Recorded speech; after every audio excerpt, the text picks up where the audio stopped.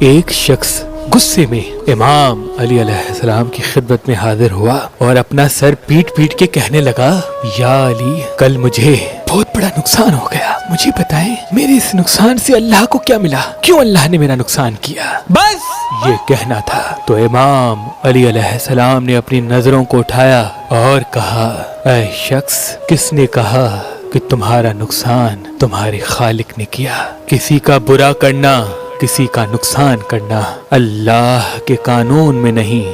یاد رکھنا، جب جب جو انسان پیدا ہوتا ہے اللہ اس کی تقدیر میں کامیابی اور خوشحالی لکھ دیتا ہے، لیکن افسوس تو یہ ہے کہ انسان خود اپنے غلط فیصلوں سے اپنا نقصان کرتا ہے اور اپنی منزل تک نہیں پہنچتا۔ بتاؤ، اس زمین پہ تمہارے نزدیک سب سے زیادہ پیار تمہیں کس سے ملا؟ تو وہ کہنے لگا، یا علی، مجھے پیار، محبت، خیال اپنی ماں سے ملا، میری ماں سے بڑھ کر مجھ سے کوئی پیار نہیں کرتا۔ امام علی نے فرمایا، اے شخص، بتاؤ، اگر تمہاری تقدیر تمہاری ماں لکھتی تو کیا بری لکھتی؟ تو وہ کہنے لگا، نہیں میرے مولا، میری ماں تو ہر قدم قدم پہ صرف میری کامیابی لکھتی۔ امام علی نے کہا، اے شخص، تمہارا خالق 70 ماؤں سے زیادہ تم سے پیار کرتا ہے، وہ تمہارے لیے نقصان کیسے لکھ سکتا ہے؟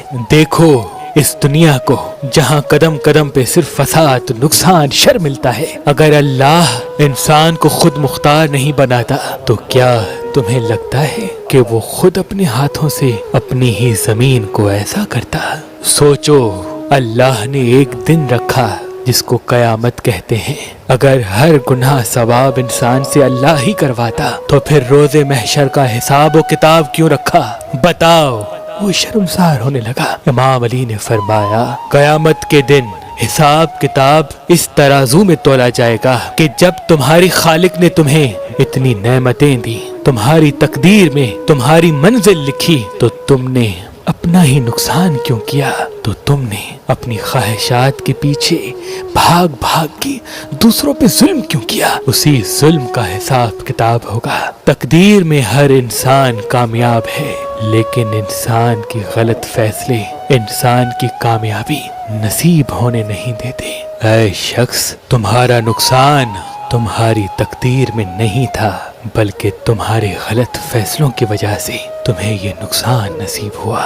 اسی لیے نصیب ہونے کو نصیب اور تمہاری منزل کو تقدیر کہتے ہیں۔